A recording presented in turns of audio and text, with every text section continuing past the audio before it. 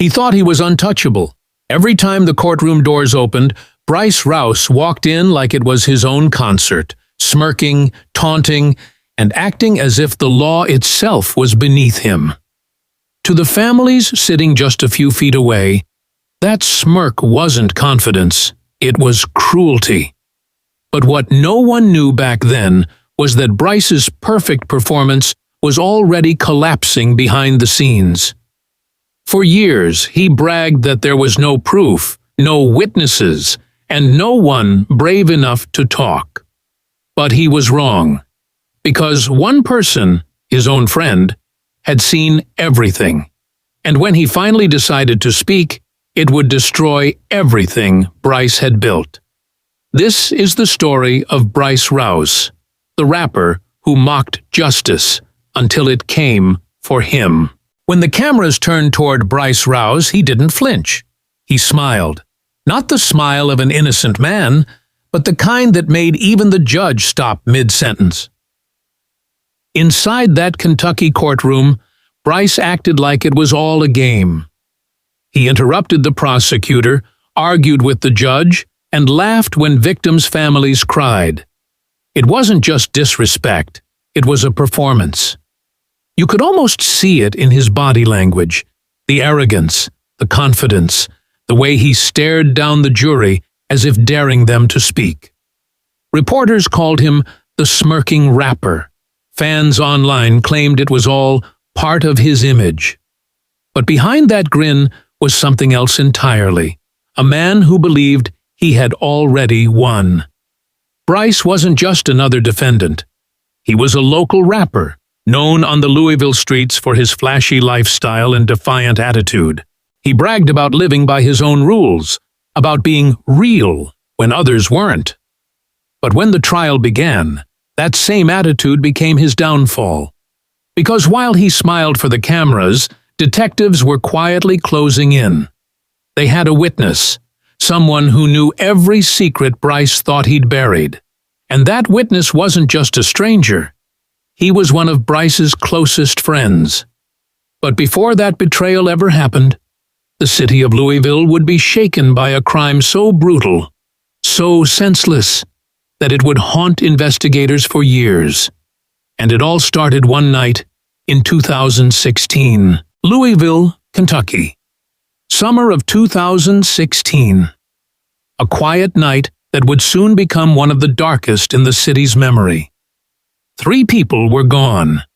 2 teenage brothers, Larry and Maurice, and 1 adult man who just happened to be in the wrong place at the wrong time. No witnesses, no cameras, no clear motive. When investigators first arrived at the scene, they were stunned. The house was eerily silent. No forced entry, no signs of a break-in. It looked like whoever did this knew exactly what they were doing. But there was one problem. Nothing about it made sense. The community was terrified. 2 kids, barely old enough to drive, had vanished overnight, and no one could explain why. Rumors spread fast. Some said it was a gang feud. Others whispered about a setup gone wrong. But when police started digging, one name kept popping up again and again. Bryce Rous, a rising rapper who hung around the same neighborhood, known for his wild parties, his temper, and his dangerous circle of friends. He swore he had nothing to do with it, and without evidence, police couldn't prove otherwise. For years, the case went cold, the kind of mystery that kept detectives awake long after they went home. But behind closed doors, the truth wasn't buried. It was being guarded by people who were too scared to talk, until one of them finally broke. And when he did, the entire story changed. It started like any other night. A few friends hanging out at Bryce's apartment, smoking, drinking, talking big, music blasting, laughter echoing through the hallways.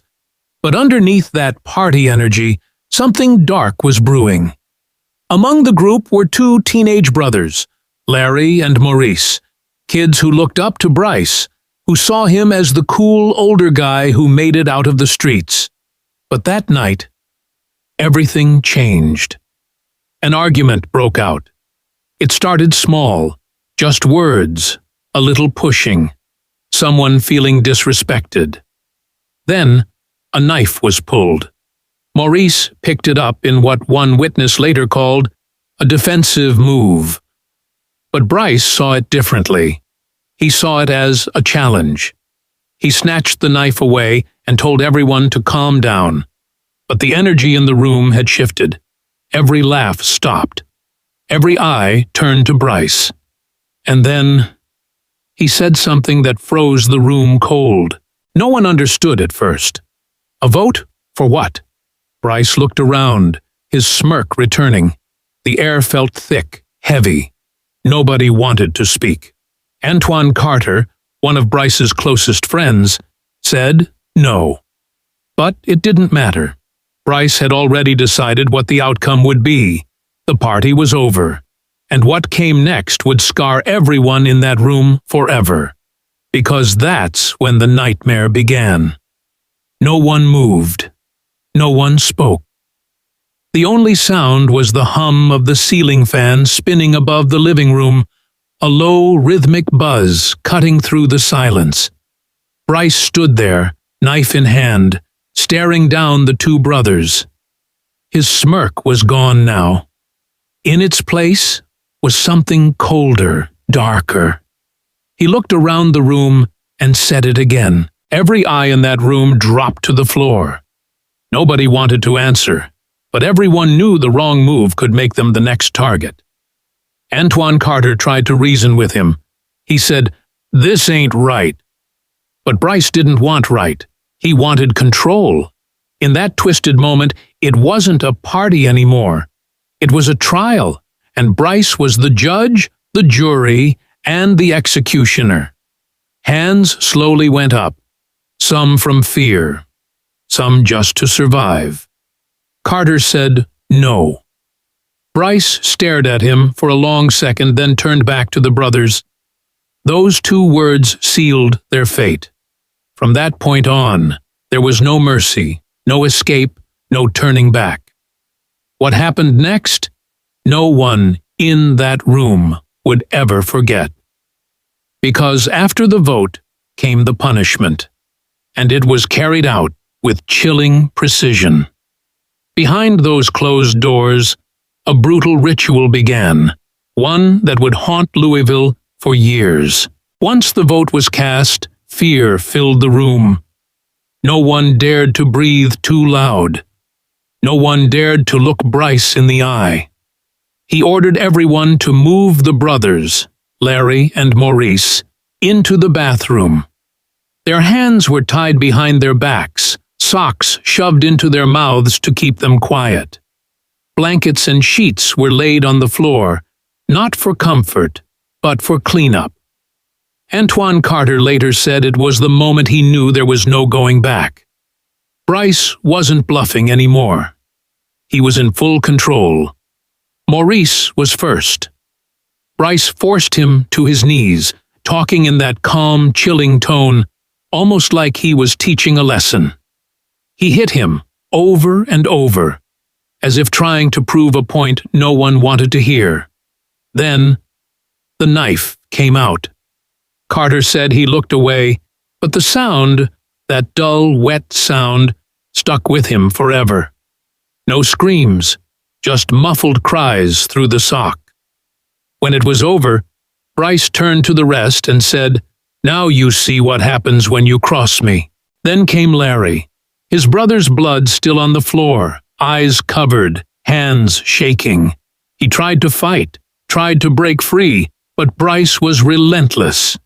He wanted everyone there to participate, to make sure no one could ever talk. Carter said Bryce handed him the knife, telling him to prove loyalty. He didn't want to, but refusing meant dying next. So he did what he had to do. One stab, then another, until Bryce took the knife back and said it was enough. When it was done, Bryce's voice was calm again, almost emotionless. "Clean it up." They dragged the bodies, wrapped them in sheets, and carried them out to an abandoned house nearby. Hours later, smoke filled the night sky. Bryce thought the flames would erase everything. He thought no one would ever know. But someone did. Because one of the people in that room couldn't sleep anymore. One of them was haunted by what they'd done. And years later, that same person would walk into a courtroom and reveal it all. For 7 long years, silence was Antoine Carter's only protection. He lived with the memories, the screams he couldn't forget, the smell of smoke that never left his mind, and the guilt that followed him everywhere he went. Bryce told him to stay quiet. He didn't threaten him once. He threatened him every time they met. "If you talk," Bryce would say, "you won't live long enough to finish the sentence." So Carter stayed quiet, moving from place to place, trying to start over. But the nightmares never stopped. Every night, the same scene replayed in his head. The vote, the knife, the look in Maurice's eyes. By 2023, Carter couldn't take it anymore. He was tired of running from ghosts. Tired of watching Bryce act untouchable, smiling in court, mocking justice like it was all a joke. So he did something no one expected. He came forward. When Carter walked into that courtroom, Bryce laughed. He thought it was a trick, some kind of setup. But when Carter took the stand, his voice shook, not from fear, but from years of carrying the truth alone. He told the jury everything, the night of the party, the vote, the violence, the fire. People in the courtroom gasped. Even the judge had to stop the session to calm the room. It wasn't just testimony. It was a confession wrapped in regret. Carter didn't try to make himself a hero. He admitted what he'd done. He said he was scared, weak, and broken, but finally, he was free. "I had to say it," he told the court, "because they can't speak for themselves anymore." And just like that, everything Bryce had built, the lies, the arrogance, the smirk, began to crumble. But the final blow was still to come, when the jury returned with their verdict. December 18th, 2023. The courtroom was packed. Journalists filled every seat, families clutched one another's hands, and Bryce Rous sat, stone-faced, staring at the floor. For once, the smirk was gone. The jury filed back in after hours of deliberation. No one breathed as the foreman stood up.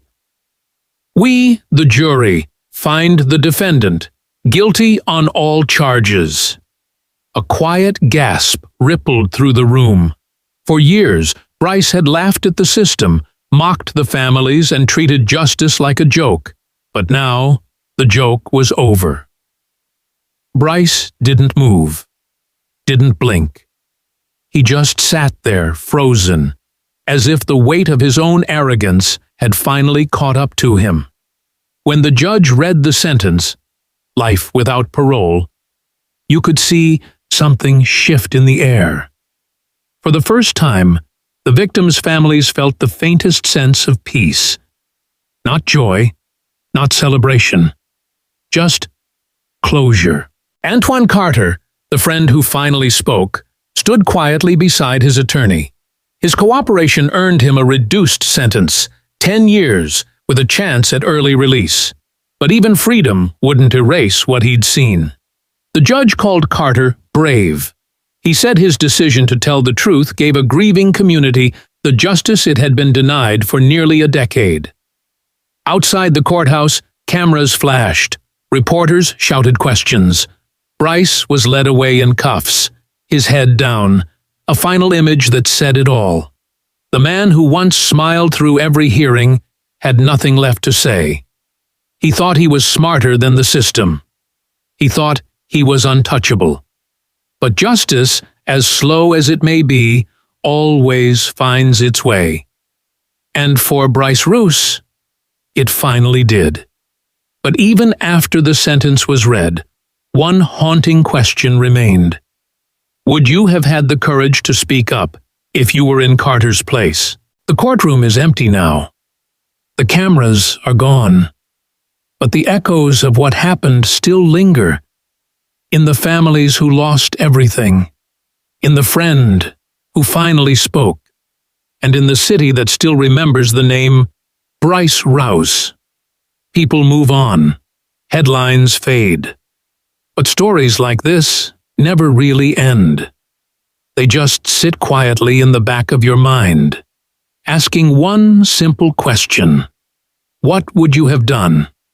If you were in Antoine Carter's shoes, would you have stayed silent to save yourself, or risked everything to bring the truth into the light? It's easy to say you'd be brave. But when fear takes over, when your life is on the line, things aren't that simple. Carter lived with guilt for years, knowing his silence let a killer walk free. And yet, his voice, shaking but steady, became the one thing that changed everything. That's the irony of justice. Sometimes it doesn't come from power or money or fame. Sometimes it comes from one broken voice finally deciding to speak.